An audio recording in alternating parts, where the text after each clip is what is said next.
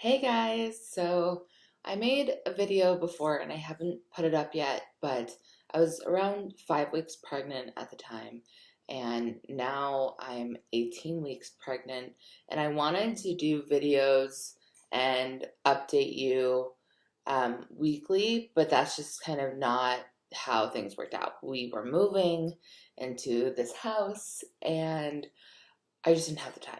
So I'm so sorry, and please forgive me.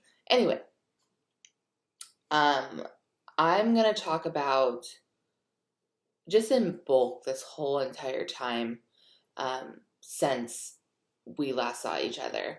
Um, Basically, when I was 5 weeks, I had some bleeding, and it was just like it was a little bit, but enough that I was kind of afraid. This is my first baby, and I didn't even know that I could get pregnant, and I was so just in shock at the time. I didn't feel pregnant. I had a lot of cramps. So to begin with, I how I found out I was pregnant was I every time I'm going to start my period, I cramp, and then my period comes that day, and it didn't, and then I waited another day, and it still didn't come. So I decided to take a test, and that's when it popped up. And I think in the other video, I go through that as well in that whole experience. Um, but anyway, so I had some bleeding, and I went in, and apparently, um, my progesterone was low, like not where they wanted it to be. So they put me on suppositories, and I did that until like 10 or 11 weeks. And then everything was fine. My HCG levels were rising, and that's what they wanted to see. But that was a little bit scary in the beginning. um, and I think it was so that my doctor, I know every doctor is different. My doctor wanted to see me above an 11 progesterone. I was at a 9.1, I think. Yeah, that's what it was. So just off by a little bit, but enough that she wanted me to take progesterone just to ensure that the pregnancy was safe. But I work for OBGYNs, and my boss said that they don't do progesterone. That's more like fertility clinics and stuff like that, and those kind of doctors. So I don't know. Every practitioner is different, and you'll just have to trust your doctor and their instinct.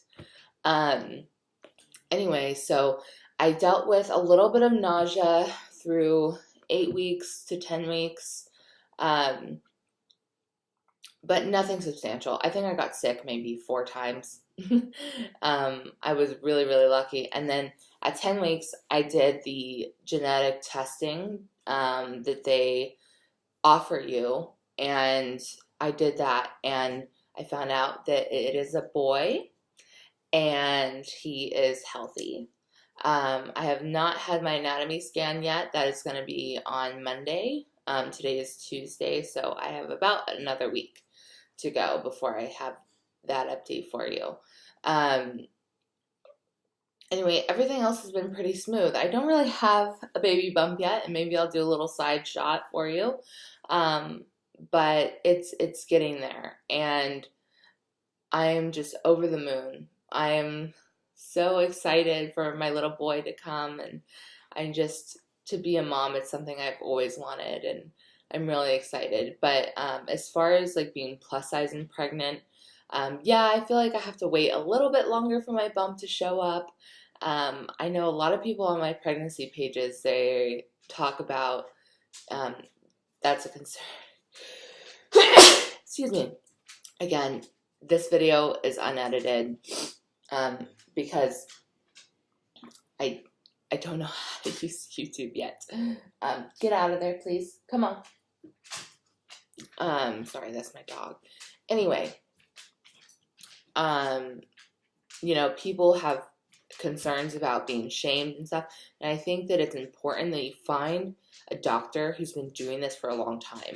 My doctor has been doing this for 20 years, and she has not, over 20 years. She's older, and she has not shamed me once for my weight at all. Hasn't even mentioned it. And I was about 235 pre-pregnancy, and I think I've gained maybe 3 or 4 pounds so far. So they really haven't mentioned anything. I haven't taken the glucose test yet, and they haven't mentioned that either. But my boyfriend and I decided to get a house just to make room for the baby, and we moved to a completely different area, and so that just took so long, and I'm so sorry I wasn't able to, give more updates. It's something I really wanted to do. I'm just getting into YouTube, and it's something that, I really wanted. So if you guys have any questions about the progesterone or how that went down or any bleeding at all, really, I know it's so scary. My doctor did tell me, though, that if I was filling a pad every hour, then that's when you want to be concerned.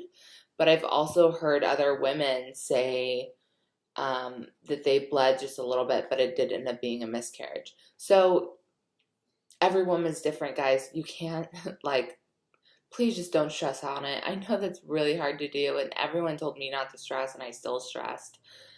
But if you need someone to talk to, please reach out to me. And that's pretty much it. So I'm going to go ahead and stand up, give you a little belly shot. I do have to say that the baby does pop out at the end of the day, and I have more roundness to my belly then because he just gets bunched up in there after I've eaten all day. That's pretty much the best way I can explain it. So here's my belly shot. So as you can see, not really much yet, but I'm not ashamed. I'm still gonna flaunt it. And for all those who hopefully know what this is referring to, I do have what's considered an apron belly. And let me talk about that a little bit more. Okay. An apron belly is basically, hangs over a little bit. There's a little pouch like a kangaroo, kind of. Anyway, it does hang over, and mine's not that crazy. Like, I know some women, their skin really hangs low. Mine doesn't too much, and it does not, most likely will not affect your bump. I know I'm concerned about that, but I even get a bump. At the end of the day, I'm telling you, there's a bump. And yeah. So far, also, I have not really felt the baby. I think I do, but this is my first pregnancy. They say it's flutters or gas, and I'm not a good indicator of what I'm feeling. There is something, but I don't know what it is. So, yeah. Anyway, I'm going to wrap that up and get this out to you guys. Okay. See you later. Bye.